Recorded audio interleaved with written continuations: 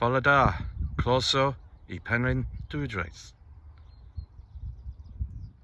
I'm visiting an area that actually was an old explosives factory, Gwaith, Powdwr, or the powder factory as it's known also. But what has been fascinating is that nature in much of this area was left alone, and there are supposedly some incredible environments that have also drawn in some really rare wildlife. So I can't wait to show you around. So I'm just going to go out onto the main road and then take a left. So the parking is sort of on the map. It's not kind of official, but it's basically just down this small little cul-de-sac here with Cook's workshops on. There's two places where you can actually start from. So for me personally, I prefer just about a 5-minute walk just towards the estuary, and then we'll take a left. So only about 5 minutes and we just come to this basic road here, but this will lead us in. So just after a couple of minutes, there is a viewing point down over, hopefully, the Avon driveway. You ready for the view?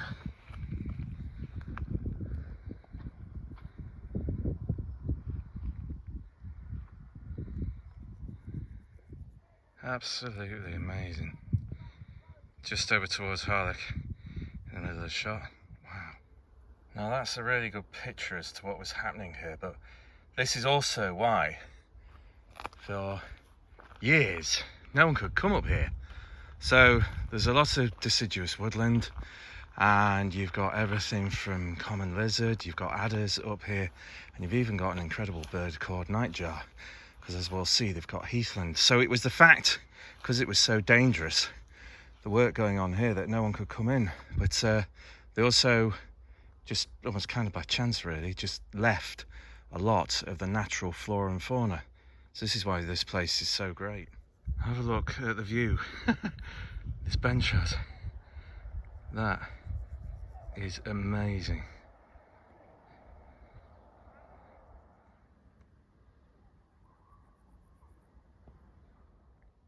Now this might look completely natural, but just look down. Trains again. It's man-made, and why it's been designed this way is to keep nitroglycerine cool, because nitroglycerine can get very unstable, so they used to store it within these pools. Yes, we've got one. Oh, amazing.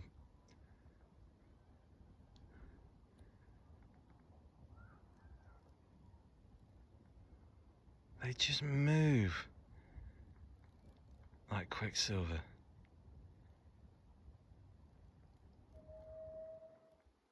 And we're back in 1878 again, as usual, in my film, so it's getting closer. There's a damselfly just below, they're much smaller. Possibly even on the menu. Oh, that's fabulous. That's the whole point of doing these things sometimes, just something so special, you know. Oh, wow. That's beautiful. Oh, there's two of them now. Oh, I'm happy. Now this is something very special around the site, that it is proper natural heathland, and this is so rare. And again, because of the industry, people weren't allowed here. So the area was allowed to remain natural. And there are even supposedly nightjars up here as well, which are so rare. So this is right at the top of the site, and they call it the pendulum shed. But in effect, they used to put a charge on the trolley on the left and blast it into the grey metal pendulum on the right, and depending on how far that moved was how powerful that particular batch of explosive was. But that's shocking. How do you test it? Oh, we'll blow it up. But that was how things were done, wasn't it? The nightjar are, well, as in the name, they are nocturnal, but this is just manna from heaven for them. What an environment.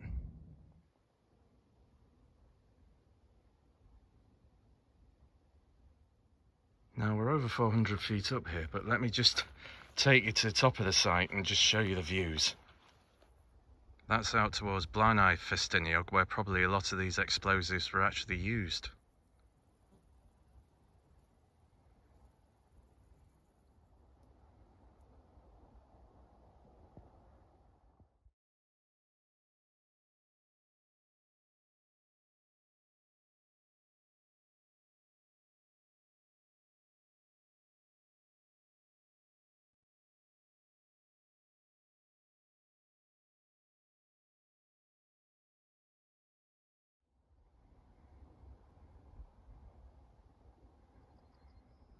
So wow, you really get an idea of the setup here. It sounds like there's part of it almost like a mountain between each bit of the works, but this was how they prevented chain reactions and explosions. So this was an old explosive storage shed. Okay, so yeah, it's really buried down in this little valley here. But also now here it's a great roost for bats. So yeah, they put a lot of work in here of protecting and bringing back nature. It's quite stunning for an old factory, isn't it? Let's just keep following the arrows.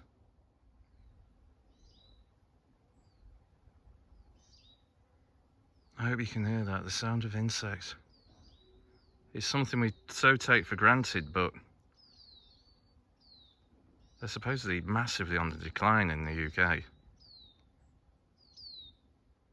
So another storage hut here. What I'm noticing is, and I was just reading, that the whole sort of factory is built on a downward slope, so they could use gravity to move the explosives around, because basically gravity doesn't have any sparks. And it's those sorts of bits of genius that, you know, 150 odd years ago are just incredible to think that they were taking into account when building this. Here we go. So again, buried around the corner behind some huge rock faces, here's another storage building, and some of the old lines that they'd have used to move the trucks around. Couldn't have used one of them because, like I said, it would have exploded potentially. So yeah, this is brilliant. I've driven past this place so often, and by the way, it was on a spring watch or autumn watch, maybe within the last few years, that I picked up on this place, and I'm so glad I've come. I really am. I've just been reading that the roofs on these sheds were floating, so if there was an explosion, the power and force went upwards rather than sideways.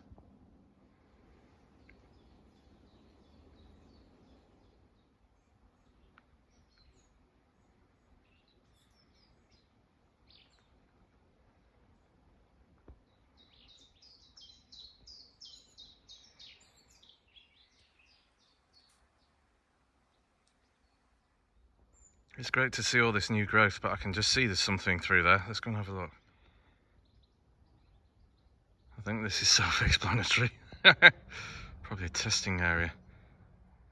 I like a bit of art with something to say.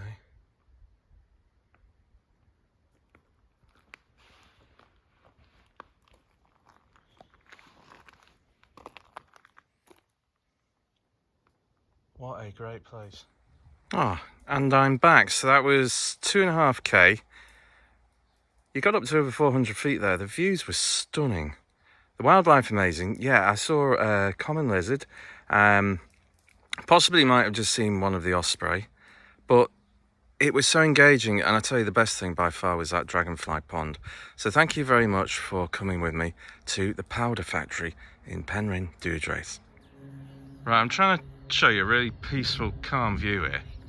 So there's a plane flying around there. Roadworks soaring away over there. Then we've got like the canoe version of Platoon singing away like good uns. Yeah, bear with me one moment.